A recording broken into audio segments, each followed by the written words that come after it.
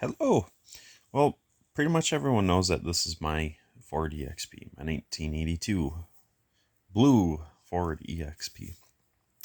What, what not everyone will know is it was recently in a film. So a few years ago, back in early June of 2021, I got contacted by someone who had saw one of my YouTube videos or a YouTube video that had my car in it, I guess. And they were able to track down me, and then they contacted me through email. Because you can go onto someone's YouTube channel, and then you can, uh, there's a there's an email link to contact them directly. Anyone with a YouTube channel. So they were able to do that with me. Got hold of me and said, "Hey, we're looking for a 1982 blue EXP, much like yours, for a film shooting that we're going to be doing in the next few weeks. We know it's short notice, but we've been really struggling to find a blue 82 Ford EXP for our film." And just off of that little bit, they were kind of vague. That's about as much as I got out of the initial email, and I understood. I understand why, because you're looking into a film. You don't exactly want everybody and their third cousin to know about it until it's done. So just going off of that little bit, I was pretty confident with what was going on here. So I I have found these couple photos here in about late 2015. Late fall 2015, scrolling through Google Images looking for EXP photos, and I stumbled across these. There were these two photos, and then these four photos. I don't think there were any others, but yep, 1982 EXP in a blue similar to mine. We don't know if this car was repainted or not. Anywho, so the significance here is this. You can see here it says Danny Heinrich's 1982 Ford EXP.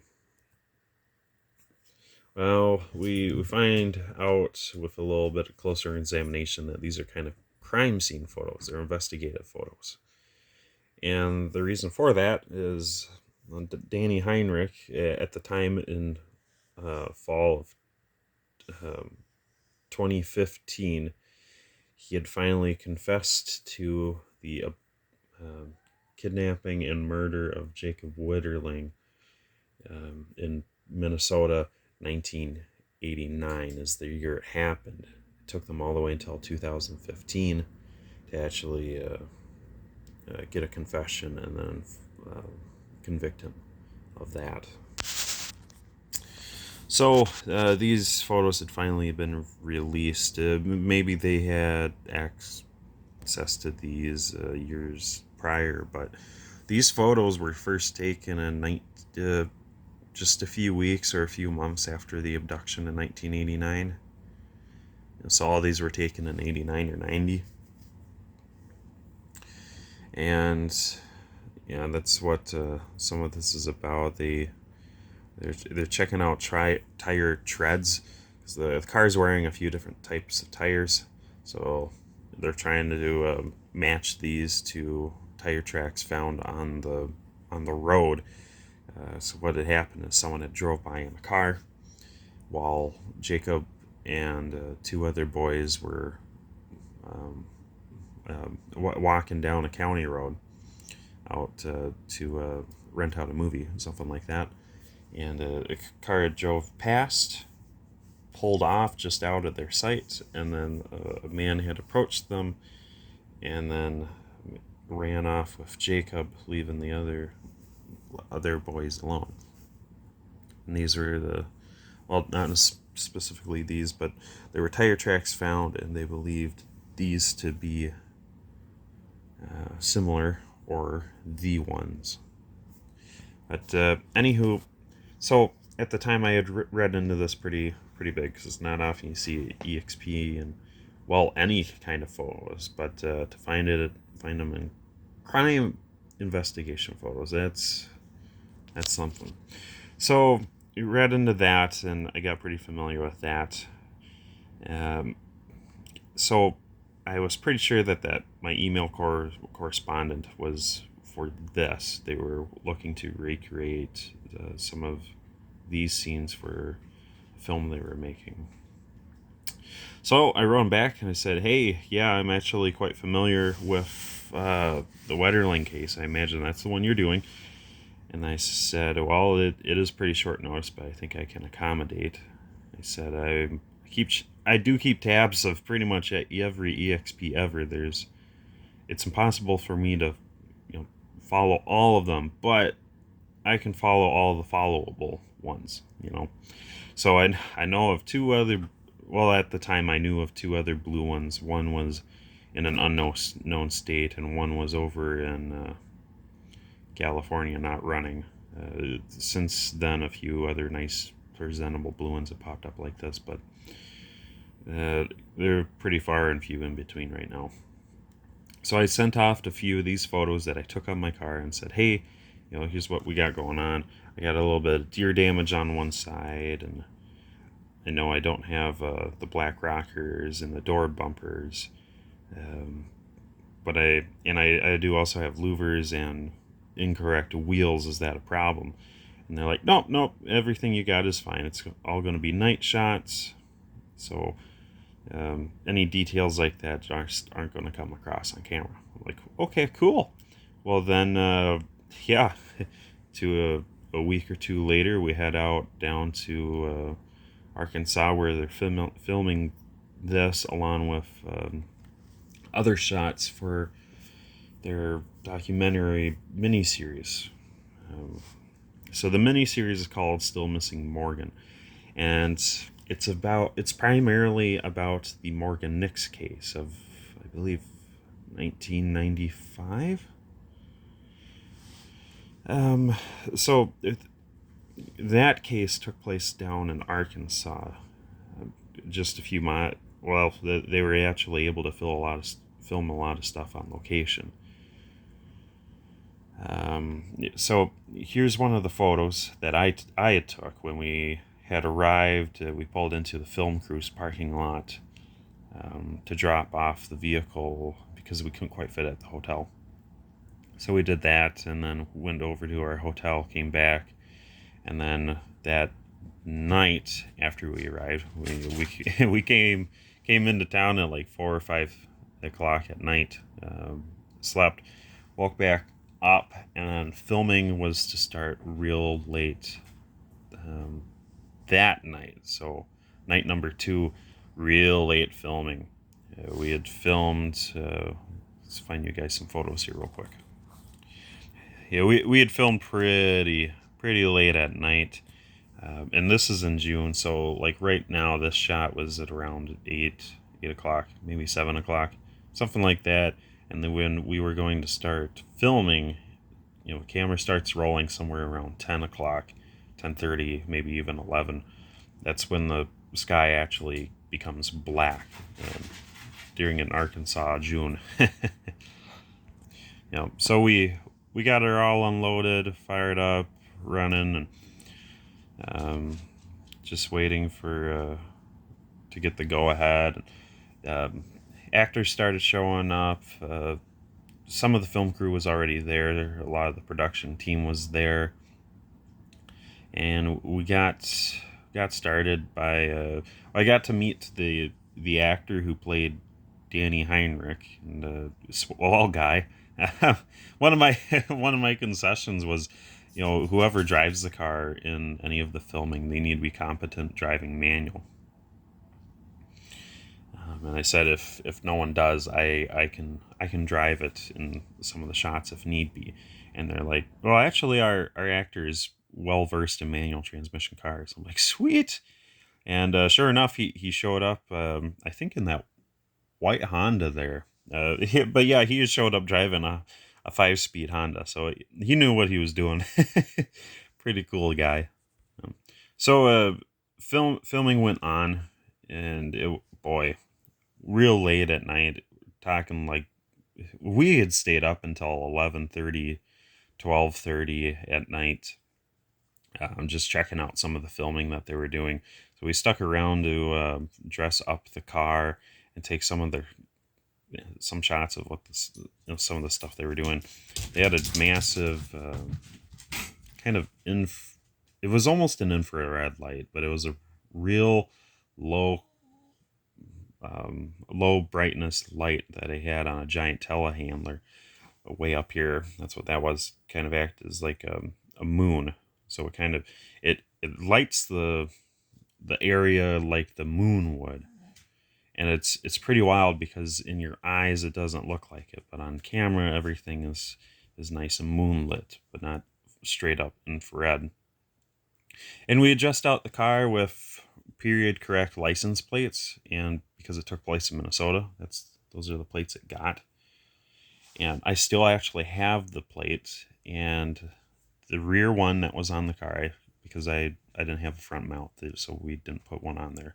The rear plate that was actually used in the films I got to keep, and the entire crew and actors, they all signed it. Really sweet. All right, and there it is. Yeah, so that's the plate that I still have. It's all signed by pretty much everyone involved. Director, producers, actors, yeah, and all straight to me. So there were 2 nights of shooting. The first night we had got it all muddy and dusty and stuff. So, and then we just have them leave it on site, and we went and picked it up in the morning because they were using it until like 3-4 o'clock in the morning. So we showed up at like 7. Having my car parked somewhere for 3 hours, it's not a problem. But yeah, we had to make it real dirty for the camera shots. And this is a screenshot that I took of one of its moments on film. But you can see in the film my car appears in the 4th episode at the 15 and 21 minute marks. You'll see it a few other places across that whole episode and some of the other episodes, but this is where you'll see it the most. It's at the 15 and 21 minute marks here in the 4th episode. And yeah, you got to get something real dirty for it to look kind of dirty on camera. It's crazy. So we when we picked it up that first night, it was filthy, and I had worked with the prep team, some of the crew that does, I think they call them art majors, and they go and dress up all this stuff. So the bikes that the kids were using, they had drug across the ground, beat up a little bit, so they looked well used. And with my car, we lathered it in dust and mud and stuff, so it looked like it had been going down county roads all day for half a week, And it turned out looking pretty good. When we picked it up in the morning, that's when we realized, oh, geez, it's filthy. But that's what helps sell the shot. And then, so the first one took place in kind of a cornfield, urban environment, or rural, right? Yeah. The second one was more at the quarry. So hold on. Okay. So they weren't too, they thought that they would be doing a lot of shoots with my car at the quarry. But that didn't end up being the case, and that's all right. But it was there. And I think it was used in one small shot, maybe a second one. So this was its final use in all the film. So the night after the first shooting was the second shooting night, and then the morning that followed that, we drove out to the quarry because the car had been sitting there all night, all evening too. They'd only fired it up for the one shot and moved it just out of frame for some of their other shots. So we show up in the morning, pick it up, and before we had left the night before, we had asked them to have everybody sign the license plate that I could keep, and they said, "Oh yeah, happily." The license plates only costed them about $8 or something like that on eBay. So that yeah, they were happy to turn that into a prop for me. So I got to keep that, and so we showed up. The car was here. I made sure everything was good to go. Everything that I had in the car was still there, just like it should have been. There weren't any damage or anything. They treated it really nice, and the actor Jeff that drove it, he did quite well. So we picked it up the way you saw and headed on home. And then that was about it. It was really cool watching them film and shoot stuff. We actually, the first filming night, we did get to stick around for them filming. I think two or three short scenes. Um, you'll see when you watch the documentary that there's a lot of like, 2 to 10 second clips, and then there's only a few shots that expand 1 minute or more. Some are pretty long and enveloped, but as far as the Jacob Wetterling stuff, it's not, because not too well. Plenty happened, but there were only 2 scenes in the story. That's all that involved Jacob and Heinrich. So that all the shots are pretty short and sweet. That's cool. Most of the stuff you'll see in the movie involves this car. It's I think Nissan Stanza. Anywho, that was the other kind of star car in the film.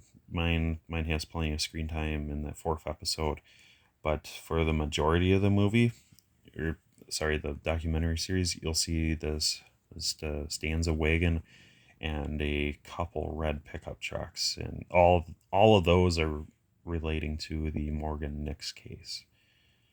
Um, yeah, it was just so cool to see my car up on screen, and my name even in the special thanks section of the credits. But it was quite the watch to see. I highly recommend everybody watch it. So it's called Still Missing Morgan, and it aired on Hulu. Pretty big stream service. So it aired on Hulu on February 16th, 2023. So I know I'm a little late on things, but took me a little while to gather up some of my photos from the trip. But it was a really good watch, and a little bit of a tearjerker as you go throughout the series. You learn more about the Morgan Nicks case and all of the facets of it. And we filmed it, well, my filming had taken place in 2021, and the film was released, almost 2 years later. So a year and a half later, and most of that was just because as they had went on, there were a few more developments in late 2021, early 20, yeah, I think just late 2021, and that kind of that required a little bit more coverage to further fulfill the story like it should be. And then a long time in the in the process of having some sort of service pick it up as their show. Uh, it seems to be quite the big deal, but it was an extremely cool experience, and it's incredibly flattering to get contacted and say, "Hey, we need your car in a film," and it's just awesome watching my pride and joy, you know, be immortalized. But yeah, do watch the films whenever you can, and you'll need to watch them in order. And I recommend the entire series. Just start at the beginning and try to use them as